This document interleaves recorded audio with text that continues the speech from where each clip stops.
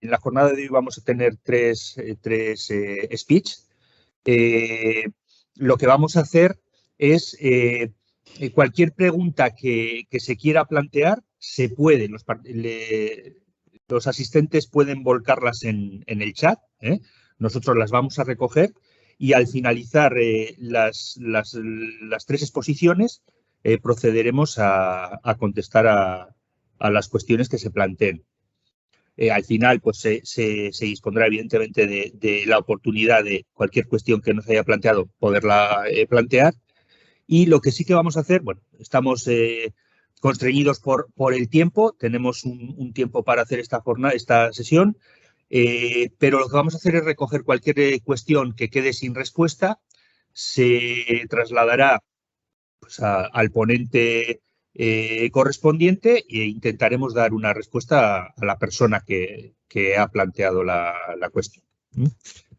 Pues sin más vamos a empezar con la primera charla.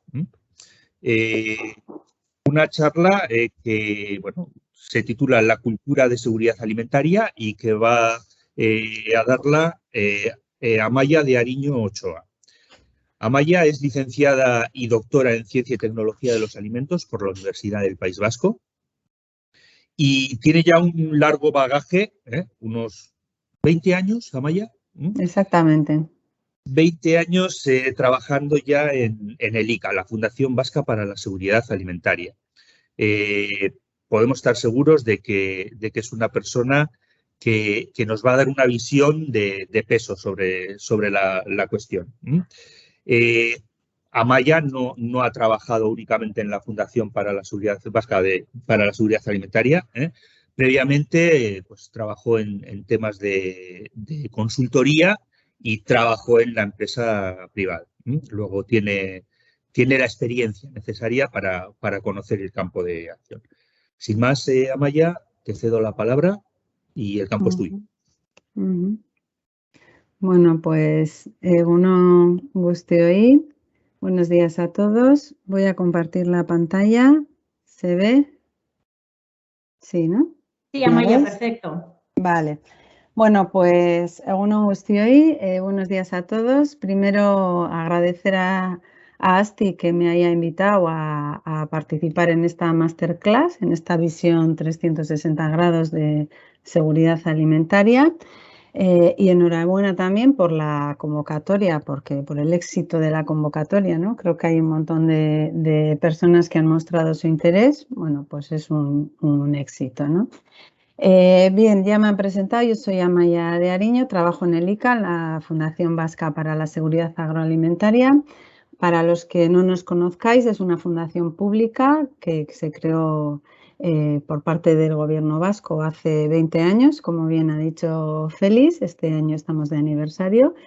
Y bueno, pues se creó básicamente para apoyar a la administración vasca en el desarrollo y en el despliegue de políticas alimentarias, ¿no? En definitiva, para extender esta cultura de seguridad alimentaria tanto en nuestro sector productor de alimentos como en la ciudadanía y en la propia administración, ¿no? Como decía, este año estamos de aniversario, hemos creado este logo conmemorativo, ¿no? De 20 años creando cultura de seguridad alimentaria, ¿no? Bien, cuando Asti me invitó a participar en esta sesión, a hacer esta charla introductoria para estos 2 días, bueno, pues estábamos hablando de la evolución de la seguridad alimentaria y entonces, bueno, pues yo les propuse este título, ¿no? La cultura de la seguridad alimentaria, puesto que, bueno, pues es un término que está recientemente teniendo mucho auge o se está hablando mucho.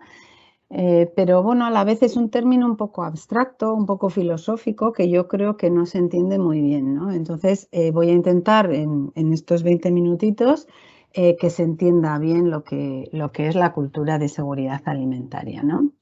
Bien, como decía, es un concepto que está tomando mucha relevancia.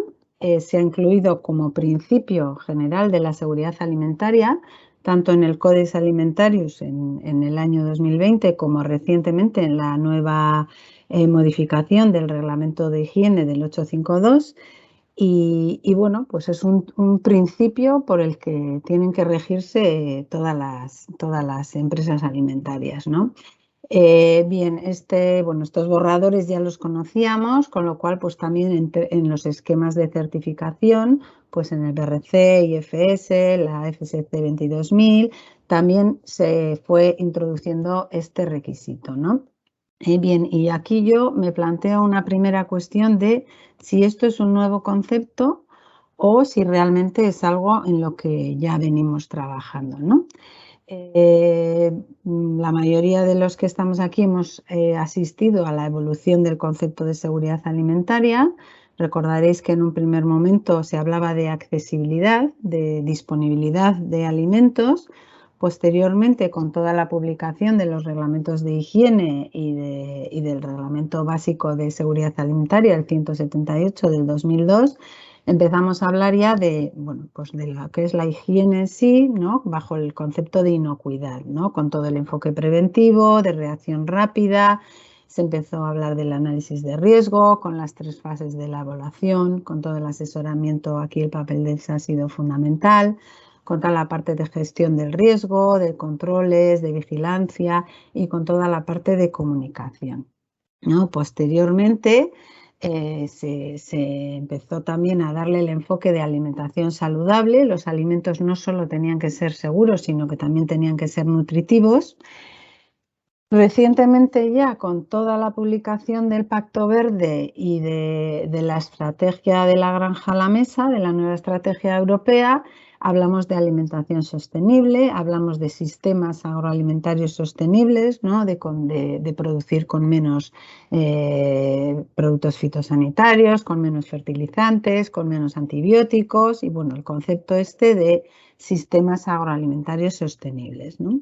Y ahora nos hablan de cultura de seguridad alimentaria, que tiene más que ver con el comportamiento humano, ¿no? Entonces, bueno, pues toda esta evolución del concepto de seguridad alimentaria pues ha traído bueno, pues más normativa, se han reforzado los procedimientos, se han controlado mejor los procesos, hay una mayor transparencia en lo que es toda la cadena alimentaria, hay nuevos sistemas de gestión de la seguridad alimentaria, con lo cual, bueno, pues en estos 20 años, como decíamos, ¿no? que llevamos, por lo menos desde el ICA trabajando, sí que ha habido una evolución en lo que es la seguridad alimentaria, ¿no? Y bueno, pues en definitiva, bueno, pues este concepto ahora que nos viene de cultura de seguridad alimentaria viene porque, aunque como decimos, hemos reforzado todos los procedimientos y se ha mejorado la seguridad alimentaria, pues sigue habiendo crisis alimentarias, sigue habiendo incidencias, sigue habiendo retiradas de productos, ¿no? No vamos a recordar la última gran crisis que hemos tenido en este país con el tema de la carne mechada, ¿no? Pero si analizamos un poco todas estas incidencias o todas las retiradas de producto, vemos que la principal causa es una falta de cultura de la seguridad alimentaria, ¿vale? ¿Y qué es esto? ¿Qué es de lo que venimos a hablar hoy aquí? Bueno, pues en definitiva, no estamos hablando de cumplir procedimientos, no estamos hablando de llevar a PPCCs y de hacerlos bien, no estamos hablando de formación, sino que estamos hablando de conciencia, ¿vale? Estamos hablando de involucración y de implicación de las personas. Y esta es la parte difícil de entender de este concepto, ¿vale? Si nos vamos al diccionario de la RAE a ver de qué estamos hablando sobre cultura, tenemos esta acepción, ¿no? Conjunto de conocimientos que permiten a alguien desarrollar su juicio crítico. Está más esta otra definición de conjunto de conocimientos, de ideas, tradiciones y costumbres que caracterizan a un pueblo, a una clase social, a una época, en nuestro caso sería a una empresa o una industria alimentaria, ¿no? Vale, analizando un poco este término, estamos hablando de conocimientos, de ideas, en definitiva estamos hablando de formación, algo de lo que llevamos hablando muchos años. También estamos hablando de costumbres, de tradiciones, de buenas prácticas en definitiva, de procedimientos, ¿no? Algo también muy conocido. Y estamos hablando de un juicio crítico, de toma de decisiones correctas en los momentos adecuados, con lo cual a esto me refería un poco de si esto era un nuevo término, un nuevo concepto o si es algo que ya llevamos trabajando, ¿no? Porque pues con todos los, sobre todo desde la entrada en vigor del paquete de higiene, pues todo esto de la formación, de las buenas prácticas, de la toma de decisiones es algo, bueno, pues con lo que llevamos ya trabajando en los últimos años, ¿no? A mí me gusta mucho hacer el símil con cultura gastronómica. Nosotros en Euskadi siempre hablamos de nuestra cultura gastronómica. Sabéis que la gastronomía ha sido nombrada Patrimonio Cultural Inmaterial por la UNESCO hace más de 10 años y ellos definen, la UNESCO, el patrimonio cultural como las prácticas o expresiones, saberes o técnicas transmitidas por las comunidades de generación en generación. Y aquí he subrayado la palabra transmitidas porque yo creo que esto es un poco la base de este concepto, ¿no? Bueno, la UNESCO también nos dice que este patrimonio cultural pues, proporciona a las comunidades un sentimiento de identidad, de continuidad, que favorece la creatividad y el bienestar social, que contribuye a una gestión del entorno natural y del entorno social, está hablando ya de lo que nos rodea, y que genera ingresos económicos, ¿no? Y entonces la UNESCO también nos dice que tenemos que salvaguardar este patrimonio cultural y para ello poner en marcha políticas y estrategias, ¿no? Y bueno, pues de esto va un poco la cultura de seguridad alimentaria. El propio reglamento, la modificación del 852, lo define como, la cultura de seguridad alimentaria lo define como las actitudes, los valores y las creencias de seguridad alimentaria que comparten un grupo de personas y que determinan el compromiso y la solidez de la gestión de la seguridad alimentaria de una organización. Telita con la definición, ¿eh? Vamos a analizar un poco de qué nos están hablando. Vale, nos están hablando de valores, de creencias y de actitudes. ¿Vale? Nos están hablando de las personas, ¿vale? De las personas con sus conocimientos, con sus comportamientos y con sus decisiones. ¿Vale? Cuando hablamos de personas y de las competencias de las personas, siempre decimos que se dividen un poco en tres grandes categorías, ¿no? Por una parte, los conocimientos. Yo puedo tener conocimientos y formación en muchos campos. En una segunda fase tenemos las habilidades. Yo puedo ser muy hábil tengo los conocimientos y además soy hábil haciendo eso, ¿no? Y luego están las actitudes, con lo cual yo puedo tener los conocimientos, puedo ser muy hábil, pero si no quiero hacerlo, no lo voy a hacer, ¿no? Y un poco de esto va lo de la cultura, ¿no? Va un poco de esas actitudes. La definición también nos habla de compromiso y solidez, de responsabilidad, ¿no? Y esto va un poquito más allá ya de lo que son procedimientos o requisitos de higiene, ¿no? Habla un poco de lo que es la identidad, que ya nos lo decían en la UNESCO, habla de motivación y de implicación. Y esta es la parte difícil, ¿vale? Porque estamos hablando de motivar y de implicar a las personas. Vale, ¿y cómo se hace esto? Bueno, pues integrando la seguridad alimentaria en la estrategia de la organización, ¿vale? Y de esto se trata la cultura de seguridad alimentaria, de integrar la seguridad alimentaria en la estrategia para lograr el compromiso y la implicación de las personas. ¿Y de qué personas estamos hablando? Bueno, pues estamos hablando de los grupos de interés de nuestra organización, ¿vale? Esta palabra en inglés de stakeholders que tanto oímos, ¿no? Porque no estamos hablando de...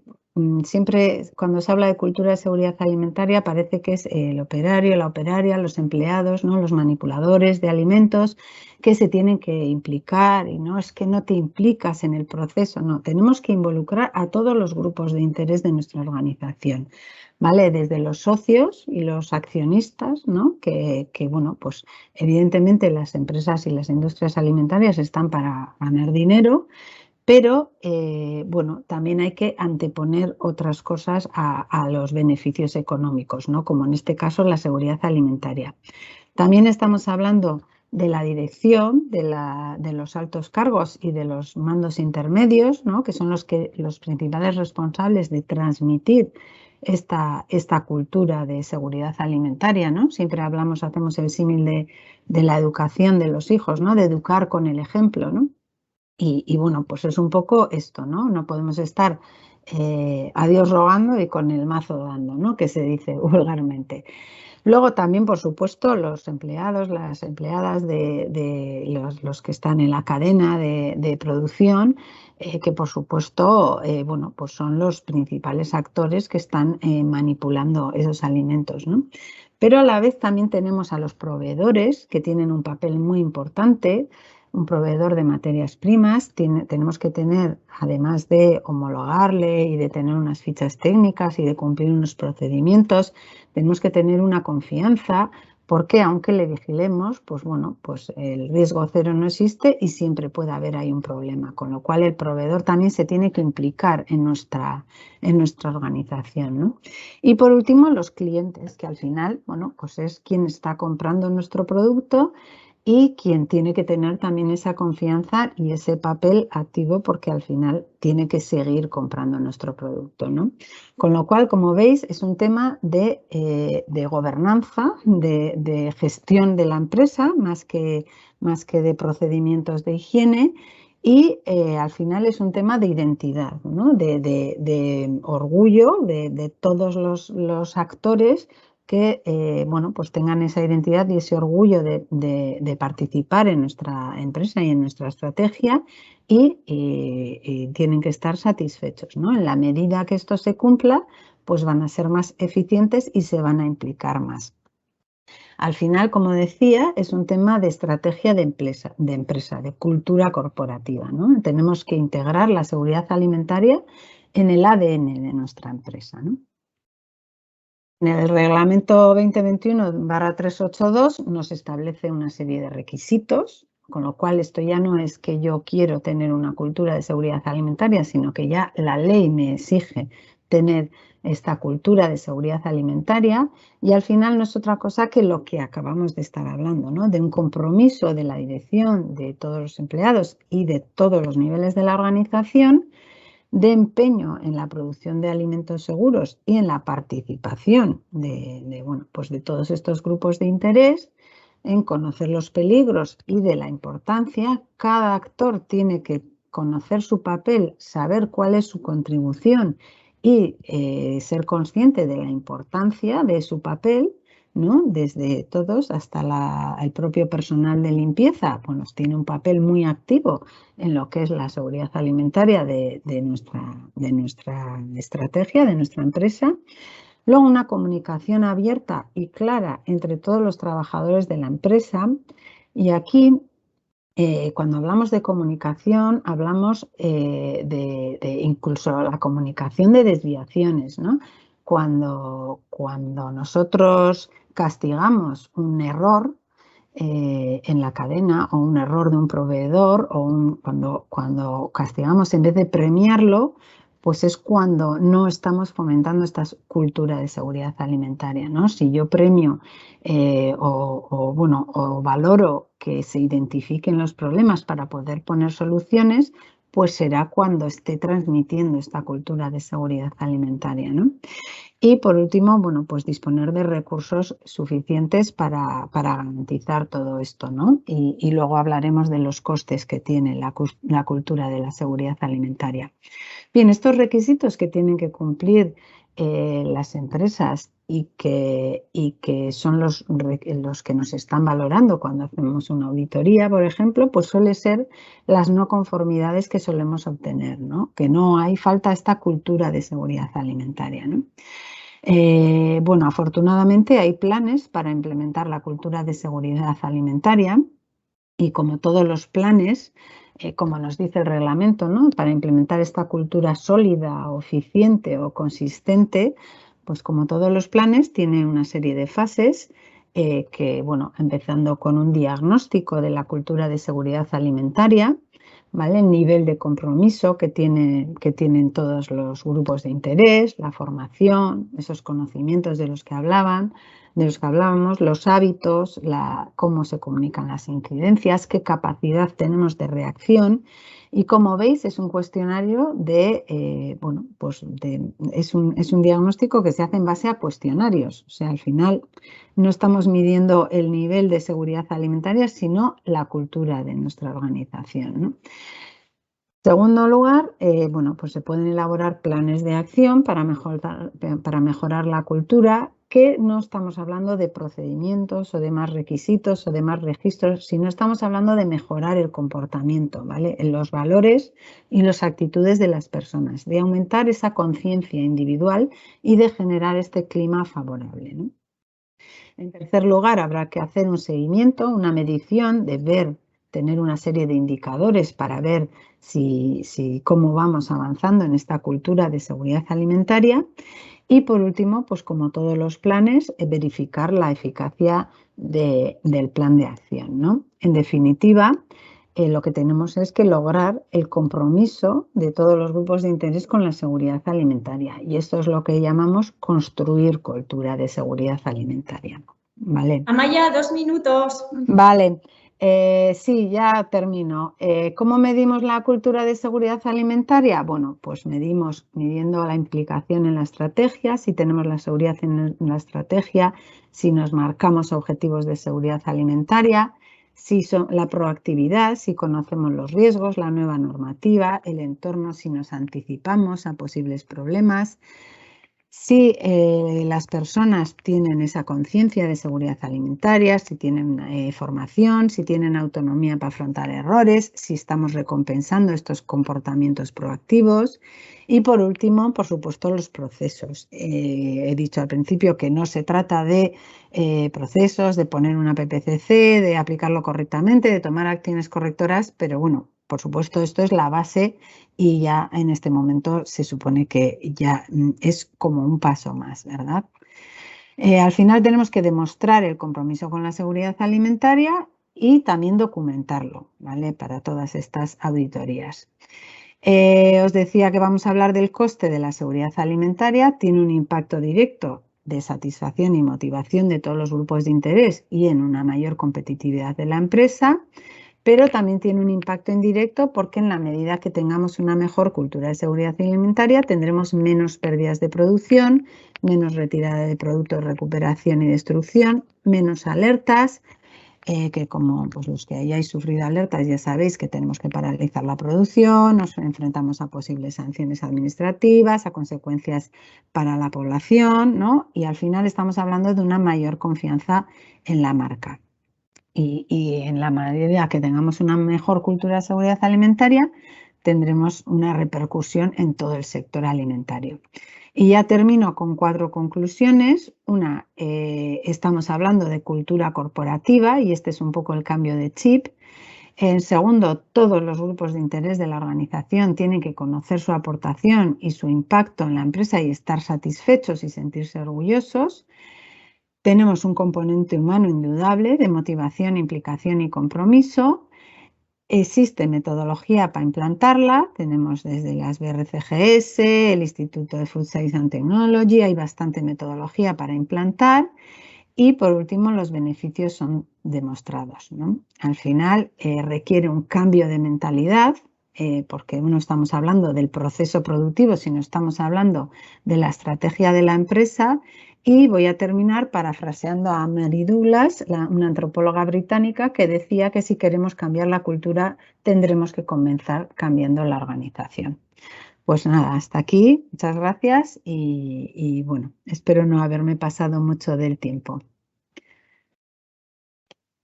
Muchas gracias, Amaya, por tu charla.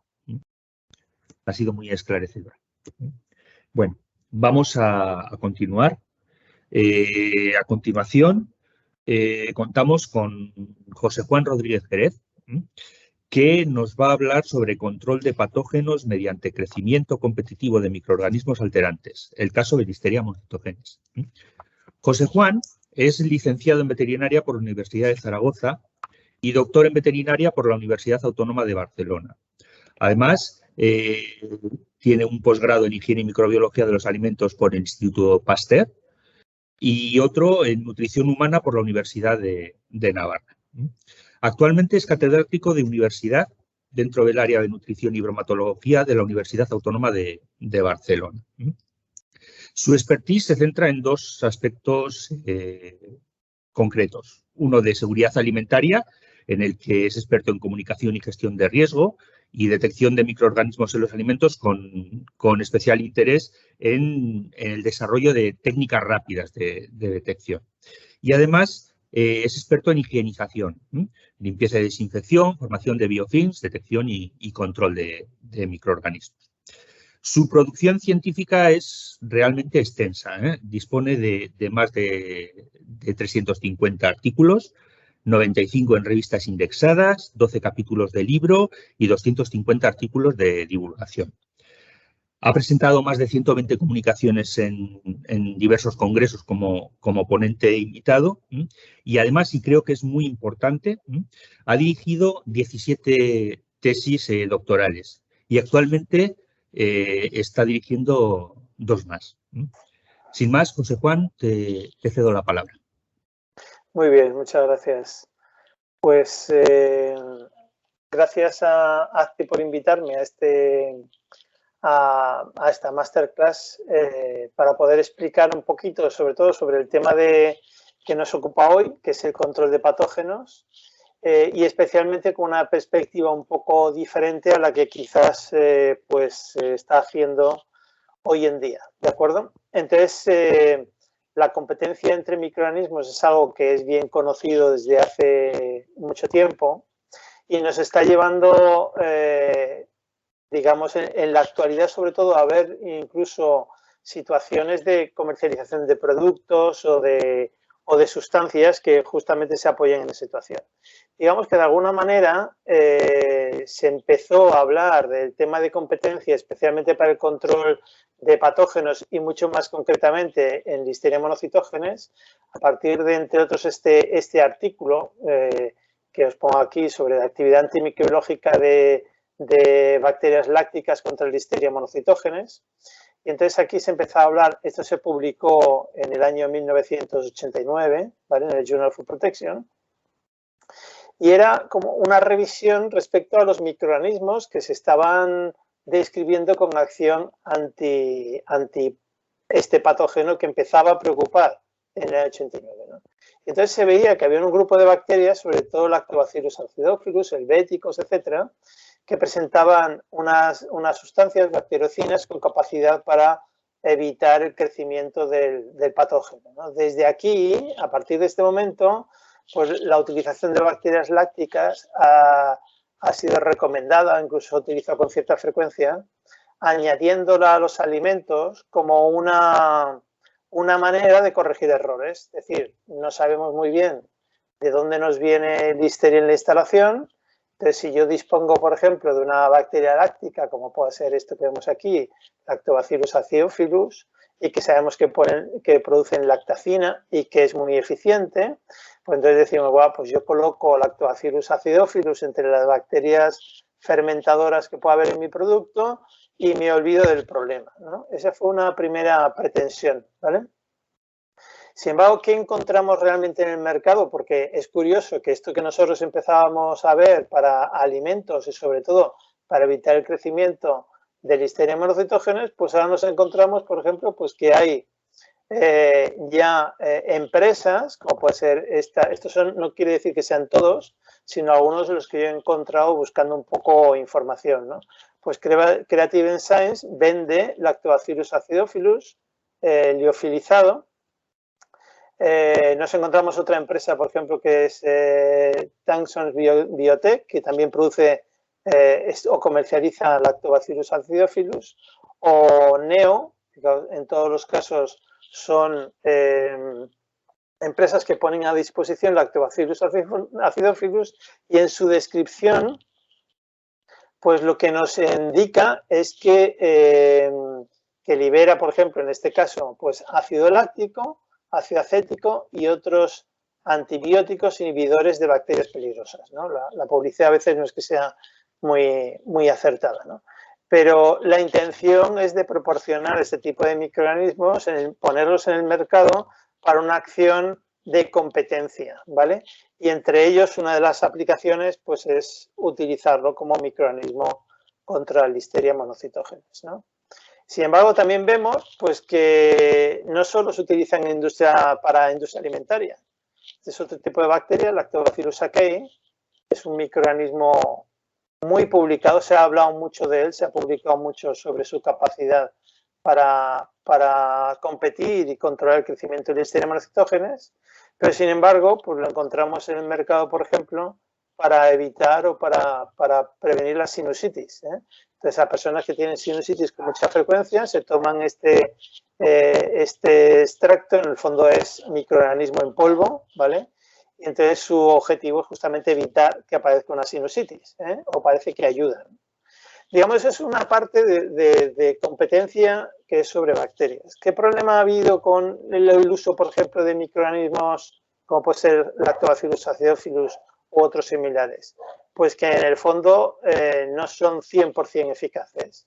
Lo que vemos es que el ideal sería yo pongo esta bacteria láctica, entra en mi producto, compite con Listeria monocytogenes me elimina el problema del 100%. Entonces, no es 100% eficaz, aunque funcionan. Son microorganismos que tienen cierta eficacia, ¿no?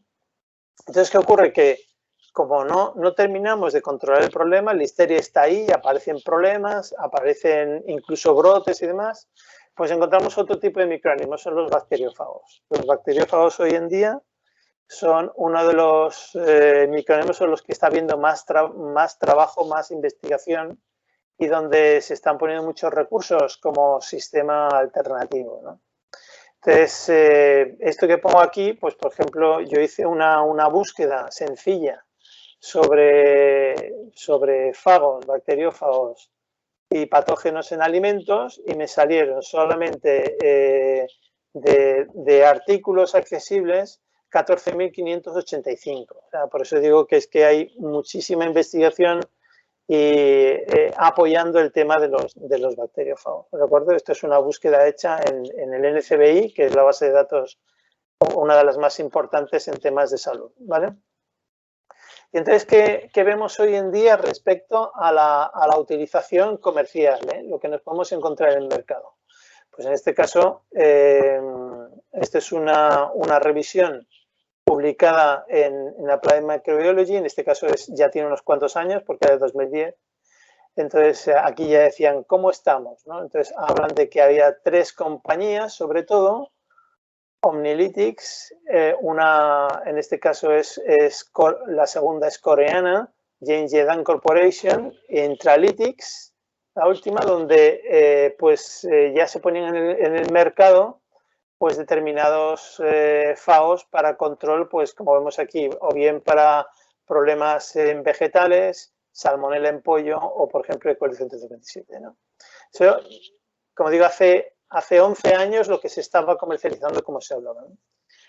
En este caso, vemos que este es un artículo del 2017, donde ya se habla de un fago comercial, en este caso es un fago europeo, lo tengo aquí, se llama Listex, digamos que es el que más éxito, digamos de alguna manera comercial ha tenido hasta hoy, ¿vale? El Listex P100, y lo que se veía es que cuando se añadía o se añade un fago a un alimento, ¿vale? Con Listeria monocytogenes, y fijaos que se comparan dos productos, Listex P100, a una concentración de 10 elevado a la 9 fagos por centímetro cuadrado, o bien Listex Shield con 10 elevado a la 7 fagos por centímetro cuadrado, ¿vale? Entonces, añadido a una superficie, lo que se veía, o lo que ellos encuentran, es que hay una reducción cuando se aplican fagos sobre la superficie del producto de manera significativa, ¿no? Entonces, claro, dicen, oye, si aplicamos fagos, pues puede ser una solución muy importante de cara a seguridad alimentaria, ¿no? Aquí la única cuestión que tenemos que destacar, pues que en principio depende de la carga, ¿vale? Cuando la carga de Listeria monocytogenes, pues como vemos aquí, ¿no? Tenemos cargas de Listeria de 10 a la 5, 10 a la 4, 10 a la 3. Cuando la carga de Listeria monocytogenes, pues a veces es muy alta, la capacidad de control del fago pues es algo inferior. Por tanto, va a depender un poco de cuántas listerias tengamos, ¿no? Y por otra parte, hay que tener en cuenta que cuando la listeria está en superficie y forma un biofilm, las cargas de Listeria monocytogenes son muy superiores, porque nos vamos a ir a niveles que siempre van a superar el 10 a la 6, 10 a la 7 por centímetro cuadrado. Pero bueno, es una aproximación respecto a la posible utilización de fagos, ¿no? Aquí, la primera pregunta que nosotros nos hicimos, y esto ya hace unos años, porque era en el año 2012, era ¿qué es mejor, el controlar en el producto o en la superficie? Es decir, hay fagos que van destinados a añadir el microorganismo sobre la superficie del alimento. Fabrico, lo añado a la superficie del alimento, si tiene una contaminación cruzada, el fago en teoría se encarga de destruirlo. Pero si lo añades a la superficie, en vez del alimento, a la superficie de trabajo, a lo mejor lo que consigues es prevenir que ya el producto se contamine, es decir, vamos a una escala anterior. Y esa era la pregunta, como digo, que nos hacíamos en el año 2012.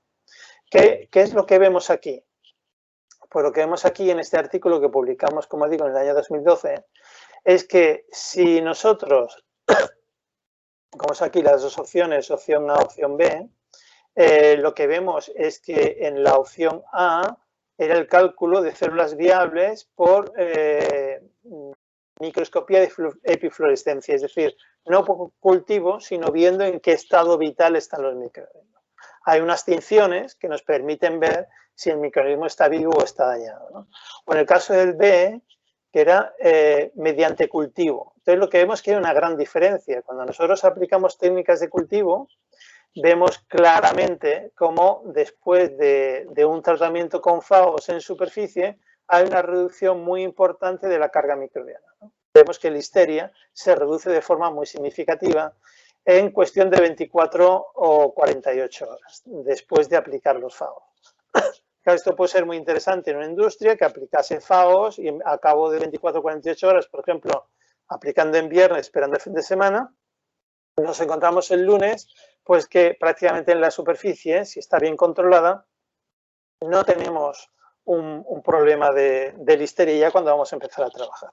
Sin embargo, cuando lo miramos, no con lo que crece, sino con lo que realmente hay, vemos que la reducción es mucho menos significativa. Es un nivel ya de biofilm incipiente inicial a tiempo cero, pues lo que vamos a hacer es conseguir una cierta reducción a lo largo del tiempo que como mucho va a ser de escasamente un logaritmo y medio. Es decir, que nos quedan, sobreviven listerias y quedarían en un estado que se llama viable no cultivable. Esto es una primera aproximación importante porque nosotros veíamos que los fagos pueden inducir esa característica y engañarnos en cuanto al tema de cultivo. Entonces, la primera cuestión es que resultados analíticos basados solo en cultivo, a veces, en el caso de los fagos, no nos apuntan más información. Y lo que veíamos, esta es la imagen de microscopía de epifluorescencia de este artículo, perdón, es que partiendo de un biofilm se van degradando, se van destruyendo, pero nos quedan siempre microorganismos vivos que luego,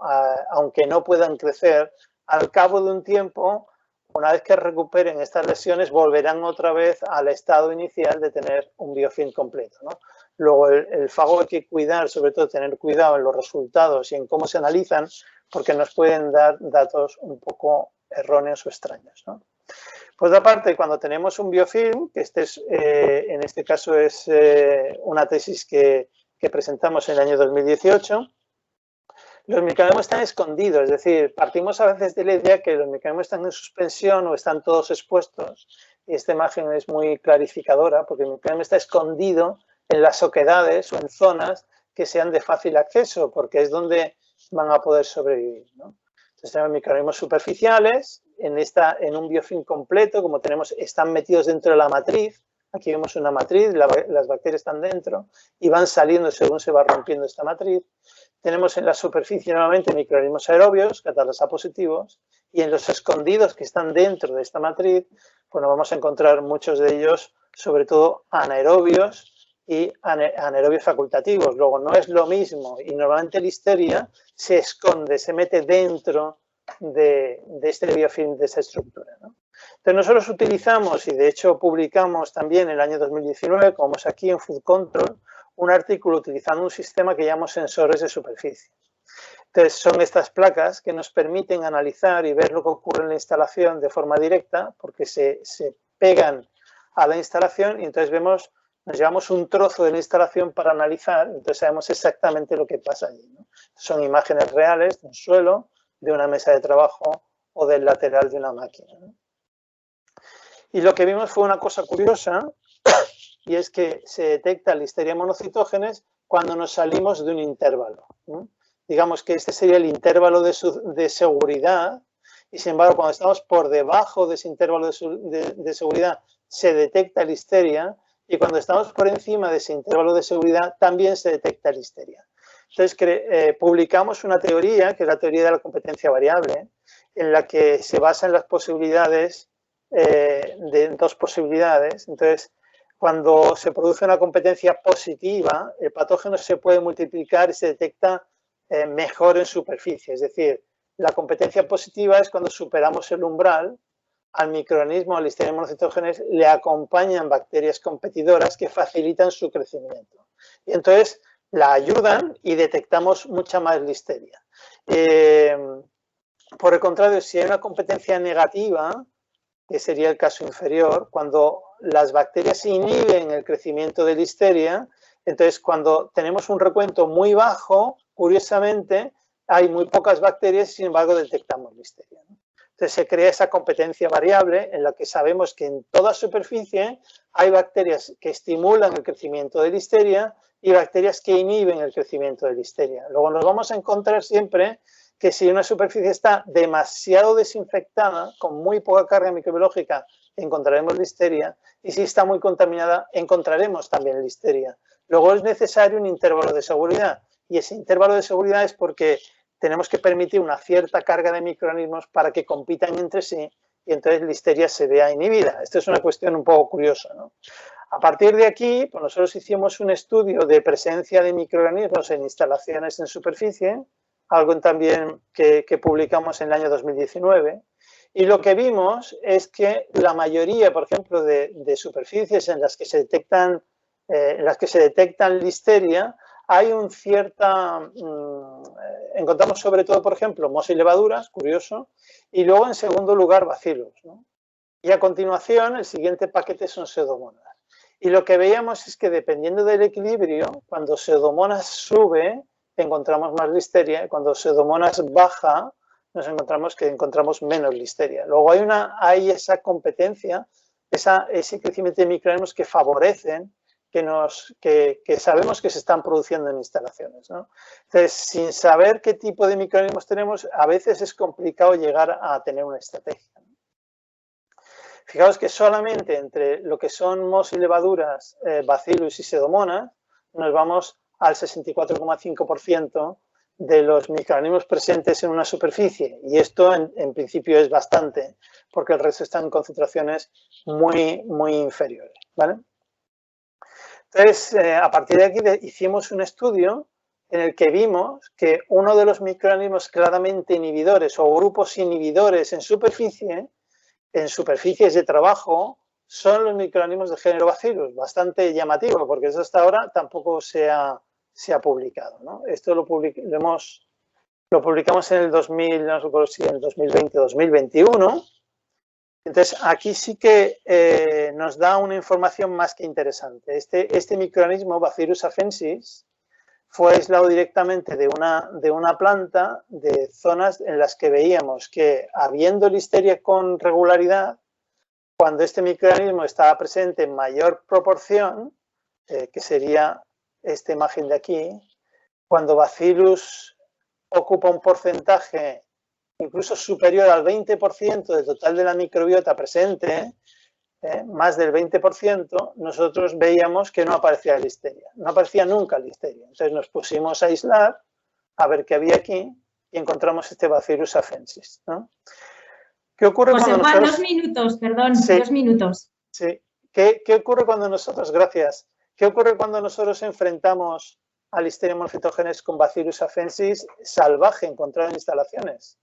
Pues que lo que vemos es que Listeria es capaz, que son estas barras blancas, es capaz de formar biofilm en casi todos los casos, es variable, depende de las cepas.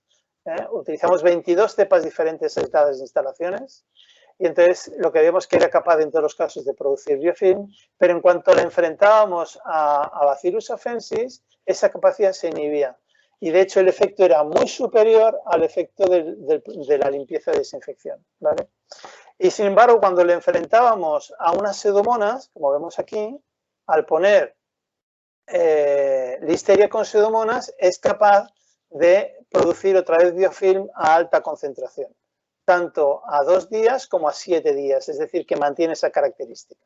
Entonces, ¿qué significa esto? Lo que significa es que los grupos de pseudomonas sabemos que potencian y, sin embargo, los bacillus sabemos que inhiben.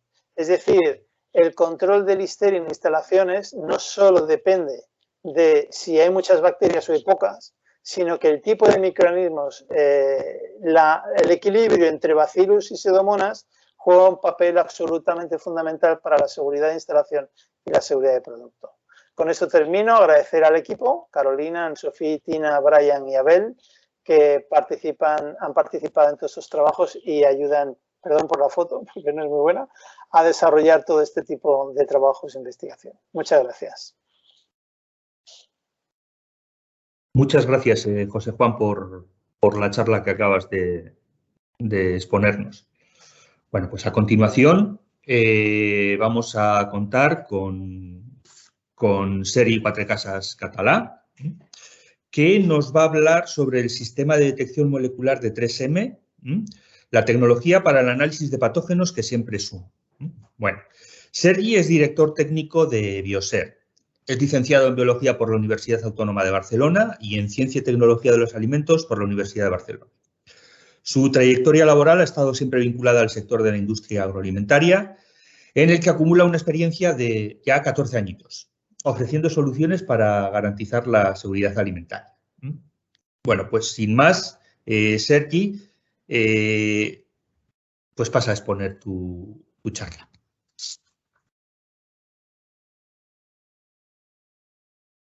Sergi, no tienes sonido. Ahora sí, perdona, decía que muchas gracias, Félix, que comparto mi presentación y empiezo. Pues nada, antes que nada, como mis compañeros, agradecer a ASTI por permitirnos participar en esta masterclass tan interesante y con un gran éxito de asistencia, o sea que enhorabuena. Para quien no nos conozcáis, en Bioser llevamos 35 años en este sector y siempre nos ha gustado muchísimo participar de las formaciones y del intercambio de conocimientos, y es por eso que estamos más que felices de poder participar en esta masterclass con todos vosotros. Si me permitís, pondremos un pequeño vídeo de presentación de la empresa Bioser.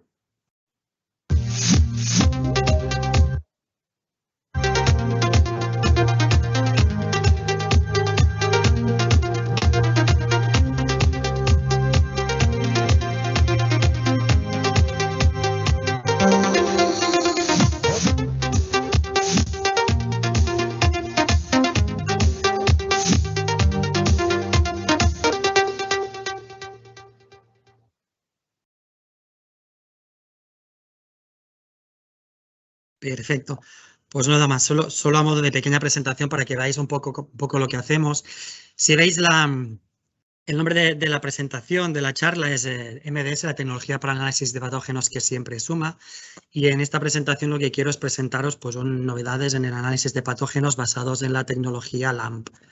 Veremos un poco cómo funciona esta tecnología, veremos ventajas frente a uno de los métodos que existen actualmente y luego ya veremos más en detalle cómo es el protocolo de detección molecular de 3M. Veremos validaciones, resumen y conclusiones y al final de todo tendremos las preguntas. Vale, para ponernos un poco en contexto en el análisis de patógenos, hay 4 grandes pasos. Toma de muestra, enriquecimiento, detección y confirmación. Todos son igual de importantes, aunque siempre solemos poner más hincapié en la parte de detección, pero el resto también son igual o más importantes. Por ejemplo, en la toma de muestras, es importante que nos aseguremos de tomar una muestra que se mantiene intacta y estable hasta su análisis y que sea representativa de lo que queremos analizar. Entonces, por ejemplo, en la fotografía salen las scrub samples, unas esponjas especiales que permiten arrastrar muy bien en la superficie para liberar los microorganismos, que tienen un medio de cultivo que neutralizará el posible resto de desinfectantes que haya en la superficie y este mismo medio de cultivo que permitirá mantener los patógenos viables hasta 72 horas. ¿Vale? Además, es el primer dispositivo que tiene validación AOAC del mercado, con lo cual, con este dispositivo o con dispositivos parecidos, podremos asegurarnos de que la muestra que tomamos es correcta y sea representativa para luego la parte de detección sea correcta. El enriquecimiento es muy importante también para permitir que recuperemos el crecimiento de los microorganismos diana y luego poderlos detectar durante la parte de detección. La detección es básicamente determinar con un método específico si los microorganismos diana están presentes, y aquí hay muchísimos métodos en el mercado, placas, PCR y la tecnología LAMP de la que os hablaré hoy. Y finalmente la confirmación que está presente en los métodos de detección de patógenos para asegurar que los resultados que estamos obteniendo son correctos. Vale, hoy sobre todo nos basaremos en la parte de detección. Y si vemos un poco cómo ha ido la cronología de la detección de patógenos, resumiendo mucho y a grandes rasgos, pues podemos hablar de que en el 881, empezó al agar como uno de los métodos de crecimiento de bacterias. Sobre el año 71 empezaron a aparecer métodos inmunológicos para la detección de patógenos. Y allí en el 85 es cuando se descubrió la PCR, pues para múltiples aplicaciones, entre ellos también la amplificación de DNA de microorganismos. En el 93, Kary Mullis justamente gana el Nobel de Química por este descubrimiento. Y es en el año 2000, hace ya más de 20 años, cuando aparece la tecnología LAMP, que significa Loop Mediated Isothermal DNA Amplification, que es la que hablaremos hoy. Y en el 2012, 3M aprovecha esta tecnología LAMP, que ha visto que tiene serias ventajas frente a otros métodos, para crear su sistema de detección molecular, el MDS. Durante este periodo se han tenido que pasar pues, problemas o inquietudes, como pruebas bioquímicas un poco complejas de detección de microorganismos, problemas de reacciones cruzadas antígeno-anticuerpo cuando se utilizaban los métodos inmunológicos, algunos problemas de inhibiciones durante la PCR. Pues bueno, todo esto con el tiempo veréis que se ha ido pudiendo solventar y de ahí que lleguemos a las nuevas tecnologías. Como hoy estaremos hablando sobre todo de los métodos de amplificación de DNA, pues me gustaría hacer una pequeña pincelada en cómo funciona la PCR, la reacción en cadena de la polimerasa, que muchos de vosotros conocéis y seguramente hoy más en día porque nos hemos hartado de oírla por todas partes. Pero básicamente a nivel de tecnología, la PCR requiere de un termociclador, que es un equipo capaz de realizar varios ciclos a varias temperaturas para conseguir la amplificación del DNA. Y esto lo hace pues subiendo la temperatura para que se separen las hebras, se desnaturalice el DNA y se separen las hebras, baja la temperatura para unir los primers y luego vuelve a subir un poco la temperatura para que se extienda la cadena complementaria en el caso de que el primer haya detectado la secuencia diana que estamos buscando. Esto repetido durante 30, 35, 40, 45 ciclos, conseguimos pasar de una copia a 2, de 2 a 4, de 4 a 8 y así hasta millones de copias. Esta reacción normalmente se enlaza con un marcador, que suelen ser sondas fluorescentes, que nos dará una señal de luz cuando se amplifica el ADN, que nos permite la detección a tiempo real. Y uno de los problemas que sí que se ha visto en esta tecnología, en algunas matrices, es que la polimerasa que se utiliza y el hecho de que estamos haciendo ciclos de calentamiento, enfriamiento y por lo tanto abriendo las hebras y conectando y desconectando la polimerasa del ADN, puede ser que se produzcan inhibiciones por efecto matriz debido a algunos componentes que están en el producto. La tecnología LAMP es como una evolución de la PCR que lo que hace es trabajar siempre a la misma temperatura, con lo cual no necesita de termociclador. Veréis que crea grandes cantidades de DNA y además reduce muchísimo los problemas con posibles inhibiciones. Como os he dicho, es una amplificación isotérmica, siempre trabajará a 60 grados.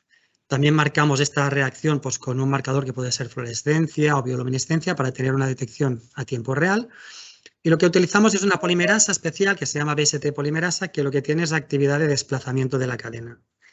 ¿Qué consigue esta polimerasa? Bien, si veis un poco en el lado izquierdo, lo que se hace es que hay 4 primers como mínimo que se unen a la cadena de DNA, a veces son más. Y aparte, la polimerasa con desplazamiento de cadena nos irá abriendo de forma mecánica el ADN. Por lo tanto, aquí no necesitamos termocicladores ni subir mucho la temperatura para que se separen las hebras, sino que se hace de forma mecánica y por desplazamiento. Al final, estos primers, una vez se han amplificado, generan una zona de loop, de aquí que se llama de esta forma la tecnología, un loop o un bucle en cada lado de la cadena, y lo que es más importante es que la amplificación se sigue realizando de forma continua. Es decir, tenemos una amplificación continua de cadenas de ADN que no dependen de ciclos de temperatura y en los cuales la BST polimerasa está siempre unida a la cadena de DNA. Esto hace que la amplificación sea robusta, sea eficiente, sensible y específica, y además que como esta polimerasa está, digamos, en mayor contacto con la cadena, sea menos sensible a posibles inhibiciones de algún componente que haya en la matriz. Dicho esto, ¿por qué utilizar LAMP? Bueno, como os he dicho, LAMP se descubrió en el año 2000 más o menos y desde entonces hasta ahora han aparecido más de 2000 publicaciones científicas con diferentes aplicaciones en diferentes disciplinas de esta tecnología.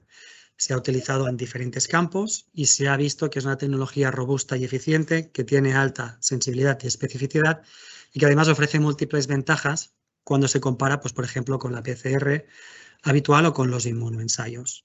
Vale, por ejemplo, en su momento hay artículos científicos también pensados para conseguir, por ejemplo, detectar Mycobacterium tuberculosis en el campo con el uso de poco material y con un protocolo muy sencillo, porque otra de las cosas que tiene buenas esta tecnología es que los equipos y los protocolos son muy sencillos y los tiempos de obtención de resultados son muy rápidos. Entonces, basándose en todo esto que vieron y en todo esto que hemos comentado, 3M en su momento decidió implantar la tecnología LAMP en su nuevo sistema de detección molecular de patógenos. Y de ahí que el sistema de detección molecular trabaje con esta tecnología isotérmica. Lo que veis en el centro de la imagen es el equipo, un equipo muy pequeño y muy sencillo, muy compacto, sin partes móviles, sin ventiladores, sin nada muy complicado y que permite analizar hasta 96 muestras al mismo tiempo. Además, como funciona siempre a 60 grados centígrados, podemos mezclar diferentes patógenos o diferentes microorganismos en el mismo momento, en el mismo ensayo. Estaríamos hablando de que ahora mismo podríamos trabajar con Salmonella, con Listeria species, con Listeria monocytogenes, con Campylobacter, con Chronobacter, con E. coli 157, con las E. coli enterotoxigénicas, las STEC. Es decir, que hay una gran multitud de kits que se podrían mezclar en un mismo ensayo porque todo funciona a la misma temperatura. Veréis más adelante que estos kits están codificados por color, tanto las cajas como los tubos, como lo que veis en el programa informático, y eso también facilita mucho el flujo de trabajo. ¿Cómo funciona la tecnología de 3M? Pues bueno, es lo mismo que os he dicho antes de la tecnología LAMP, es decir, partiremos de una BST polimerasa que por desplazamiento de cadena nos irá abriendo las hebras y en este caso los kits de 3M tienen 6 primers diferentes que se tienen que unir a 6 regiones diferentes del ADN de Salmonella o de Listeria o del microorganismo en cuestión. Esta presencia de tantos primers hace que podamos tener una alta especificidad a la hora de reconocer concretamente el microorganismo que estamos buscando. Cuando esto pasa y se empieza a duplicar el ADN, se genera una reacción química que genera pirofosfatos que finalmente se convierten en ATP. Y este ATP, juntamente con la enzima luciferin-luciferasa, nos dará una reacción de luz. El hecho de que tanto la amplificación del ADN como la detección de la luz se haga en el mismo momento nos permite tener resultados no tan solo en tiempo real, sino que los positivos ya los podemos ver en tan solo 15 minutos, justo cuando hemos puesto los reactivos dentro del equipo. Si lo comparamos un poco con los inmunoensayos o con otros métodos del mercado, pues bueno, ya hemos dicho que con 3M lo que vemos son ácidos nucleicos, DNA, que hacemos una amplificación exponencial del material genético y además de forma isotérmica, que detectamos por bioluminiscencia y que tenemos una interpretación y una automatización de los aparatos. En el caso de los inmunoensayos, depende del equipo que estemos hablando, pero bueno, sí que siempre se detectan proteínas y la reacción que se busca es una reacción antígeno-anticuerpo. Vale, con el tiempo a veces se ha visto que algunas de estas reacciones pues, pueden ser más inespecíficas, pueden haber problemas de reacciones cruzadas o incluso algunos componentes de algunas matrices pueden inhibir esta unión entre el antígeno y el anticuerpo, produciendo posibles falsos positivos. La detección en este caso suele ser por fluorescencia o por colorimetría, depende, ya os digo, del equipo y del kit. Y tanto los instrumentos como los resultados pues pueden ser desde manuales a semiautomáticos o automáticos. Como estamos muy acostumbrados a la PCR, si comparamos un poco la PCR con la tecnología LAMP, pues lo que os he comentado, la PCR es una tecnología que suele utilizar 2 primers, una TAC polimerasa y una detección por fluorescencia, y que lo que hace es trabajar con un termociclador, ¿vale? Que suelen ser equipos más complejos con ventiladores, partes móviles, porque tienen que hacer unos calentamientos y enfriamientos continuos muy precisos, ¿vale? En cambio, en el caso de la tecnología LAMP, trabajábamos con 6 primers o más, aumentando así la especificidad, y aparte con la BST polimerasa que os he comentado antes y la detección por bioluminiscencia. La BST polimerasa es lo que nos permite trabajar a 60 grados y evitar ese posible efecto de inhibiciones presentes en la muestra que sí que pueden afectar un poco más cuando trabajamos con termocicladores que permiten esta agresividad más en la muestra. En otros tipos de kits puede ser que en los kits de PCR se requieran de preparar los tubos de lisis, que se tenga que preparar la master mix y esto puede producir más carga de trabajo y algunas contaminaciones cruzadas. A veces hay diferentes lisis para gram positivos y para gram negativos. En el caso de la tecnología LAM de 3M, todo viene listo para usar, tanto los reactivos de lisis como los reactivos de detección que vienen liofilizados, y además el protocolo es exactamente el mismo para todos ellos. Lo mismo que decíamos, múltiples protocolos en el caso de la PCR, depende del microorganismo que queramos encontrar. Y en el caso del LAM, después del paso de enriquecimiento, pues tendremos el mismo protocolo con los mismos pipeteos y el mismo workflow para cualquiera de los patógenos, simplificando muchísimo el trabajo de los técnicos. Y finalmente, el tema del control interno de amplificación. En la PCR normalmente sí que se utiliza control interno de amplificación para detectar las posibles limitaciones o problemas que pueden haber por inhibiciones, que hemos comentado antes. En el caso del sistema LAM de 3M no es necesario por la robustez de la técnica, pero igualmente también existen controles de matriz, controles positivos, controles negativos para tener una máxima seguridad.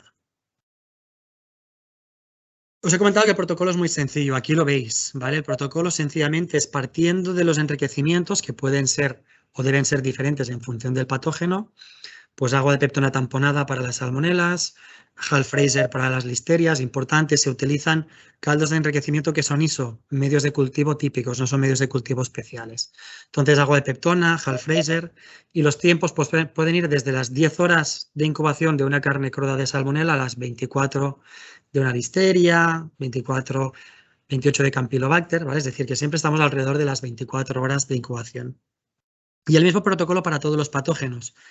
Un primer pipeteo de 20 microlitros de nuestra muestra enriquecida a cada tubo de lisis. Estos tubos de lisis y los tubos de reacción ya vienen cada uno en el kit. Pues 20 microlitros de la muestra enriquecida a cada tubo de lisis. Estos tubos de lisis los ponemos en el termobloque durante 15 minutos a 100 grados centígrados, donde se producirá la lisis y se liberará el ADN. Después de esto enfriamos el bloque durante 5 minutos a temperatura ambiente. Y aquí es donde viene el segundo pipeteo, que también es de 20 microlitros y lo que cogemos es 20 microlitros de los tubos de lisis donde tendremos el ADN libre y resuspenderemos el liofilizado de los tubos de reacción. Aquí además tenemos la particularidad que si podemos trabajar con una pipeta multicanal podemos coger directamente 8 muestras de la lisis y cargar 8 muestras en los tubos de reacción. Tubos de reacción que tienen los reactivos liofilizados y como os he dicho antes vienen codificados por color. Salmonelas verde, listerias amarilla, facilitando así la trazabilidad. Una vez hemos cargado los tubos de reacción, sencillamente los ponemos dentro del equipo, empezamos el ensayo y la amplificación durará de 15 a 75 minutos, es decir, si tenemos positivos claros a los 15 minutos ya tendremos esos positivos y para los negativos tendremos que esperar al final del ensayo, que hablamos de 60 minutos en el caso de salmonela o 75 minutos en el caso de Listeria monocitogenes. Tanto los resultados vienen automatizados y codificados por color para facilitar mucho la interpretación de los mismos. A nivel de cómo se ve, pues bueno, cuando hay una amplificación exponencial del DNA, se produce un pico de bioluminiscencia, que es lo que detectará el software. Nosotros no tenemos que estar mirando curvas ni interpretándolas, sino que directamente el programa, el algoritmo ya nos dará el resultado. Si ve un pico claro a los 15-20 minutos, nos dará ya un símbolo rojo con el símbolo más conforme la muestra es positiva. Que la muestra no tiene ADN diana y no hay el patógeno, pues quedará una línea plana y el resultado será redonda verde con el símbolo negativo. Con lo que os decía antes, podemos obtener resultados positivos en tan solo 15 minutos, permitiéndonos así tomar acciones correctoras inmediatas. Cosas importantes también, cualquiera de estos protocolos, cualquiera de estos métodos tienen las validaciones internacionales y están reconocidos por múltiples organismos y gobiernos de todo el mundo. A nivel de certificaciones, las más importantes y las más conocidas pues sería, por ejemplo, AOAC o AFNOR aquí en Europa, que las tienen todas, y también reconocimientos pues, en el gobierno de Australia, en Canadá, en América Central, etcétera, muchos más de ese sentido. En este sentido, también hacer hincapié que la USDA, el Departamento de Agricultura de Estados Unidos, y el FSIS, que es el Food Safety Inspection Service, han adoptado el método MDS como uno de los métodos oficiales para la detección de Salmonella, Listeria monocytogenes y Campylobacter en su país, ¿vale? Es decir, que ahora uno de los métodos oficiales listado en la guía de la FSIS es el MDS, tanto para Salmonella, para Listeria como para Campylobacter. Abajo tenéis las referencias. Sergi, 2 minutos, perdón. Gracias. 2 minutos. Gracias. Abajo tenéis las referencias de estos métodos y uno de los comentarios que se hicieron cuando se decidió en 2019 introducir este método dentro de la guía de métodos oficiales es que dijeron que, bueno, que entre sus ventajas vieron que el equipo era muy compacto y que ahorraba mucho espacio en el laboratorio, que el protocolo era muy simple y que reducía las oportunidades de cometer errores o contaminar, que la lisis era muy rápida y efectiva, que el límite de detección era tan bajo de como prácticamente una UFC por muestra y que se reducía el tiempo de obtención de resultados desde las 2-4 horas de otras tecnologías a 60-75 minutos o incluso menos en el caso de positivos.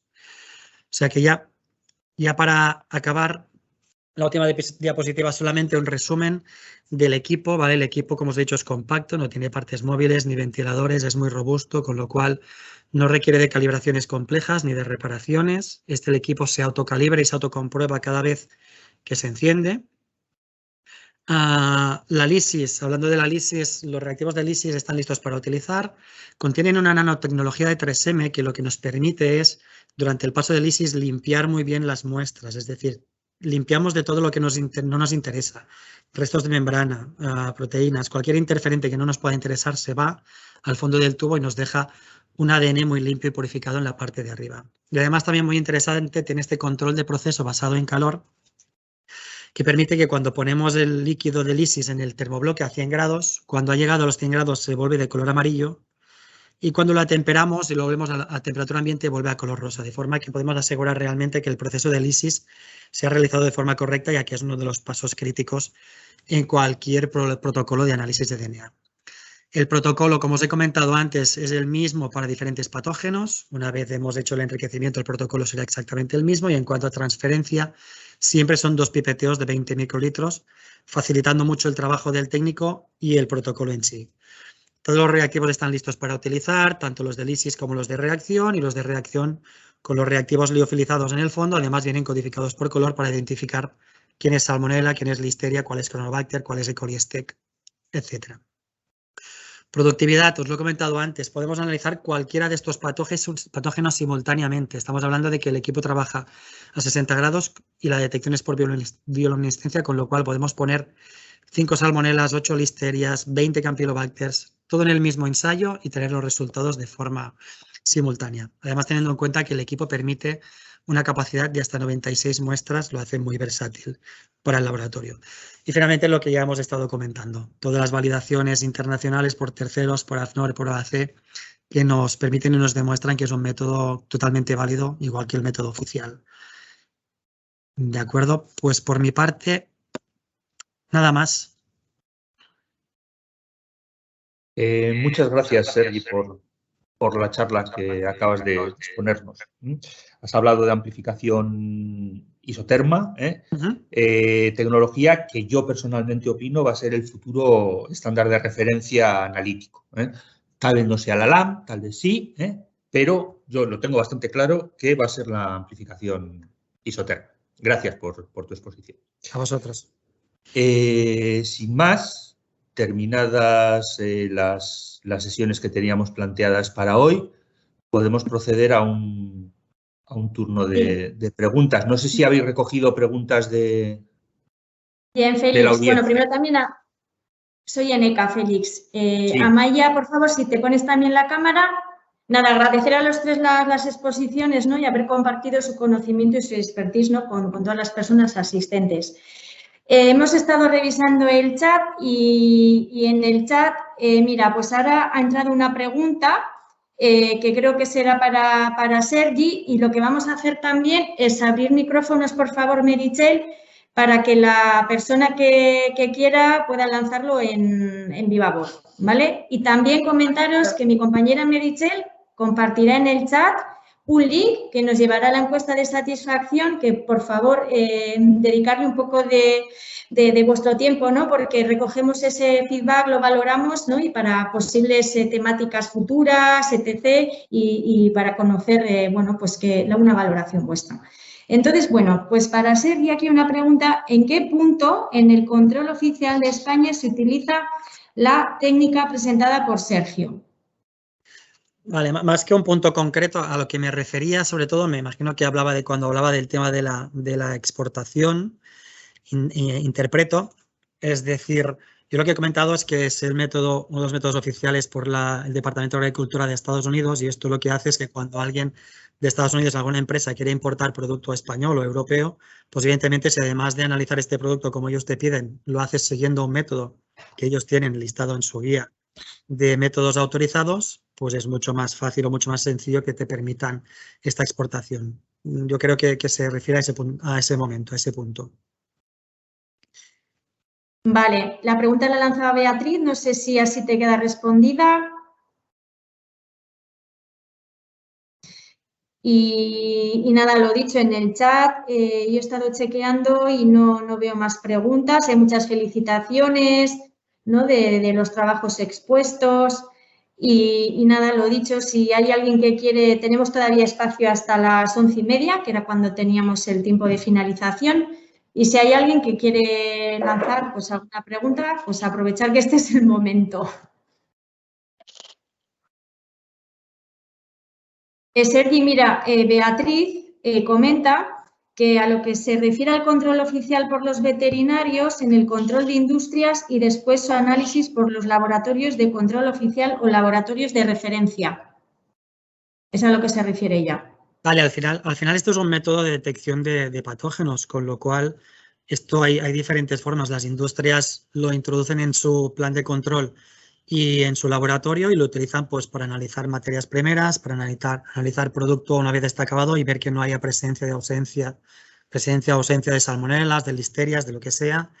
También se utiliza para controlar la higiene de las superficies, tomando muestras de superficies para asegurarse de que no haya patógenos en las instalaciones. Es decir, cualquiera de estos ámbitos de aplicación del producto serviría para el control interno del cliente y luego también de cara a auditorías. Y luego al final los laboratorios externos, pues lo mismo, muchos de ellos que son laboratorios a terceros que ofrecen los servicios a los clientes, pues algunos de ellos ya están introduciendo también esta técnica para dar los resultados oficiales y acreditándola para dar resultados oficiales de las muestras que le mandan los clientes. Es decir, que se puede utilizar en diferentes puntos y en diferentes niveles de la cadena. Perfecto. Pues, bueno, yo quiero aprovechar para plantear alguna cuestión, si me permitís. Entonces, me voy a dirigir primero a Amaya. Amaya, nos has comentado en tu exposición, bueno, pues que existe una serie de legislación, el reglamento 382 de 2021, que nos está hablando sobre requisitos que tienen que implementar las empresas para los temas de potenciar la seguridad alimentaria. Pero también nos has hablado de que tenemos que, de alguna manera, cambiar la visión de todo este tema de la seguridad alimentaria y tenemos que empezar a hablar de una cultura de seguridad alimentaria. Y yo me pregunto, bueno, pues cuando hay una reglamentación hay que cumplirla y ya está. Pero cuando hablamos de cultura, las administraciones suelen cuidar esos aspectos, Por ejemplo, pues aquí se potencia pues que ciertos grupos pues pongan en valor la espatadancha, por ejemplo, que es una expresión cultural. Pues de igual manera, ¿tienes conocimiento de alguna herramienta que ponga a la administración pública al servicio de las empresas para facilitar que se implementen esos aspectos culturales en cuanto a seguridad alimentaria en la empresa? Bueno, alguna herramienta como tal, el ICA puede ser una herramienta de la administración pública, ¿no? Para extender, yo ya he explicado cómo llevamos 20 años, bueno, tratando un poco de extender toda esta cultura de seguridad alimentaria, ¿no? En lo que es, ya lo he explicado, o sea, lo que es la normativa de seguridad alimentaria, bueno, pues está muy clara, hay unos requisitos a cumplir, las instalaciones de las empresas tienen que cumplir unos requisitos, hay unos APPCCs, o sea, todo eso ya se lleva mucho tiempo trabajando, pero bueno, sí que es verdad que se está viendo que cuando hay errores no es porque falte eso o porque falten APPCCs validados o porque falten, sino porque falta un poco esa cultura, esa implicación, ese hacer las cosas no porque tenga una auditoría o tenga un control o me esté viendo nadie, sino porque yo estoy convencido, ¿no?, que esta es la mejor manera de hacer las cosas, porque me estoy implicando en el proceso, en el producto que estoy elaborando y demás, ¿no? Entonces, bueno, pues las herramientas para fomentar la cultura de seguridad alimentaria, pues son un poco las que he ido hablando, ¿no? Un poco va más enfocado a la gobernanza y a la estrategia de la propia empresa, de la propia empresa. O sea, es un tema de gestión empresarial más que de seguridad alimentaria o de cumplir determinados requisitos, ¿no? Entonces, bueno, pues todo lo que se trabaje a favor de fomentar esa cultura y bueno, pues desde formaciones hasta bueno, pues herramientas de vigilancia, de control, todo esto son al final herramientas que suman, ¿no? Que suman. Te lo comentaba porque nosotros ahora en ASTI estamos trabajando en el futuro PERTE agroalimentario, el Plan de Proyectos Estratégicos para la Recuperación y Transformación Económica, ¿no?, que va a utilizar el Estado con fondos europeos para implementar en las industrias de este país. Y lo que observamos es que, bueno, ese PERTE agroalimentario que saldrá en un futuro próximo, pues se va a basar en 3 aspectos, ¿no? Uno va a ser la sostenibilidad, todo lo que es sostenibilidad ahora va a tope, la digitalización, y el tercero es el plan integral de seguridad alimentaria. Ya están dando desde Europa, se está apoyando este tema de culturización en seguridad alimentaria, porque es un aspecto que sí o sí cualquier empresa que quiera participar va a tener que implementar. Vale, muchas gracias, Amaya. Vale. Sí, gracias por la respuesta. Hay unas preguntas, una para José Juan, que en caso de utilizar fagos para controlar los microorganismos en superficies, ahora pregunta, ¿estas superficies deben ser aclaradas antes de uso? En caso negativo, ¿cómo afectan los fagos a los alimentos y deberían etiquetarse? Pues en principio los fagos, claro, la superficie tiene que estar aclarada y limpia porque si no el fago al final las proteínas del fago pueden ligarse a otras estructuras, ¿no? O si se seca mucho una superficie no se podrán mover, con lo cual tampoco habrá posibilidades de conexión entre el microorganismo con el fago, ¿no? El problema de los fagos es que hay que añadirlos por inundación. Entonces, hay que añadir una cantidad muy alta para que haya posibilidad de contacto entre el patógeno con el microorganismo o con el virus, con el fago. Y aquí el inconveniente está en el coste. El coste de una botella, por ejemplo, de 100 mililitros, pues está en unos 300 euros, para que os hagáis una idea. Entonces, claro, quiere decir que el coste para un tratamiento a día de hoy es carísimo, ¿no? Los fagos son microorganismos GRAS, ¿eso qué significa? Que se pueden añadir libremente al alimento, no requieren etiquetado, no suponen ningún riesgo para las personas ni para los animales porque no reaccionan, el fago solo reacciona contra el microorganismo. Entonces no hace falta ni etiquetar ni poner más información. A día de hoy todavía están en un estadio experimental. Y entonces eso significa que el gran problema hoy en día es el coste que tiene, ¿no? También preguntan si se pueden utilizar en productos cárnicos cocidos y, por otro lado, cómo se introducen en el control de las superficies. Bueno, se añaden en spray, en superficies de cualquier tipo, ya sean alimentarias como superficies industriales. Se coge un spray, se añaden en superficie para que se cubra la mayor cantidad posible o la mayor extensión posible al menor coste posible.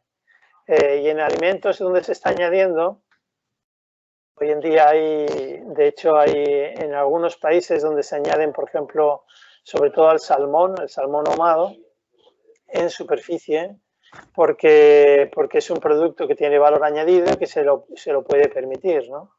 Aunque hoy en día también el precio del producto está bajando, siempre en spray sobre la superficie. En un producto cocido no tendría demasiado sentido, ¿eh? Porque en un producto cocido el ideal sería cocerlo dentro de su envase y a partir de ahí Listeria se destruiría. ¿Qué ocurre? Que si luego hay un loncheado, es verdad que podemos decir, se puede recontaminar posteriormente. Entonces, en ese momento sí podría tener interés aplicarlo sobre las superficies del loncheado, ¿vale? Se podría añadir sobre la maquinaria que está loncheando, pero no directamente sobre el producto, ¿vale? Claro, depende de la situación, la aplicación es variable, ¿no? Vale, entendido. Para Sergi, preguntan que cuál sería el coste aproximado de la tecnología. Aprox. Vale, a nivel de coste no tengo los datos, pero al final deciros que el equipo en sí es mucho más económico que un termociclador, por lo que os decía que es un equipo mucho más sencillo, que trabaja a una sola temperatura, que funciona por fotodiodos y no tiene que tener tanta sofisticación como un termociclador. Y a nivel de lo que es precio por muestra, análisis de lo que es el análisis en sí, tenéis que contar que más o menos es parecido a lo que es un análisis por PCR, es decir, que los precios serían parecidos en ese sentido, mucho más económico el equipo y al final tampoco puedo dar orientación porque es que depende muchísimo de cada caso. Hay clientes que analizan 5 salmonelas a la semana y otros 500 y luego evidentemente se puede trabajar un poco el escalado en ese sentido, ¿vale? Si necesitáis información más detallada de los precios, contactadnos y en el caso concreto os mandamos la información sin ningún tipo de problema. Vale, perfecto. Preguntan para Maya también cómo se puede implantar la cultura alimentaria en el País Vasco en el sentido de cambio de costumbres a nivel de establecimientos de comidas preparadas que exponen sus alimentos sin protección en las barras de bar. Vale, a ver, es exactamente eso, es cambio de costumbres, ¿no? Estamos hablando bueno, pues de un requisito que hay que cumplir, entonces, bueno, el hecho de implantar una cultura de seguridad alimentaria, tenemos que ir un poco al origen de por qué esos platos están expuestos sin protección, ¿no? O sea, evidentemente la persona que los está poniendo ahí sabe que no los puede poner ahí, entonces a eso me refería un poco con el tema de las costumbres, de las tradiciones, ¿no? Y de siempre lo hemos hecho así, ¿no? Eso ya no vale, ¿no? Entonces, cuando alguien está haciendo algo que sabe que no lo tiene que hacer, lo que tenemos que ir es a identificar por qué se está haciendo, ¿no? Y bueno, pues los cambios de costumbres van un poco por ahí, ¿no? O sea, no es no sabernos la normativa, no es no sabernos lo que es, sino es porque no me da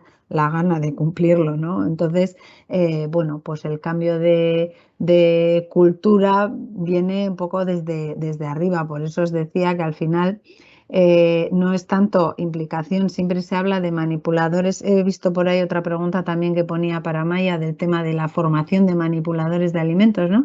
No se trata de dar formación al que está manipulando los alimentos, porque ya la tiene. O sea, se trata un poco de implicar también, bueno, pues de igual de poner los medios. Igual no está cubierto porque no vemos muchas barras de bares y demás que no tienen los medios. Entonces, aunque la persona que está ahí trabajando sabe que no lo tiene que hacer, si no tiene los medios, con lo cual eso ya no es problema del manipulador en sí, sino ya bueno, pues de más arriba, ¿no? Por eso decía un poco de que hay que implicar a toda la estrategia, a toda la empresa, ¿no? Y incluso pues a los dueños o a los accionistas, ¿no? que si no transmiten esa cultura y si no transmiten, o sea, si ellos no se implican en que la seguridad esté garantizada, pues el que está allí trabajando menos dirá, si a mi jefe no le importa, a mí menos, ¿no? Entonces es un poco de eso va la cultura. Sensibilización, ¿no? Quizás, eso sí. es. Sensibilización. Vale, pues nada, hemos llegado a 1:30, por no trastoccar agendas, compromisos que tengan los asistentes. Vamos a ir cerrando. Han quedado algunas preguntas sin contestar, entonces las circularemos a los ponentes y en la medida que nos respondan os las enviaremos. Y nada, Félix, pues ya vete clausurando el día de hoy. Pues muy bien, vamos a dar por finalizada la jornada de hoy. Y nada, pues emplazamos a todas las personas que han participado a continuar mañana en la segunda jornada de la Masterclass. Sin más, nos vemos mañana. Agur. Ya. Agur. Muchas gracias. Adiós. Chao. Gracias.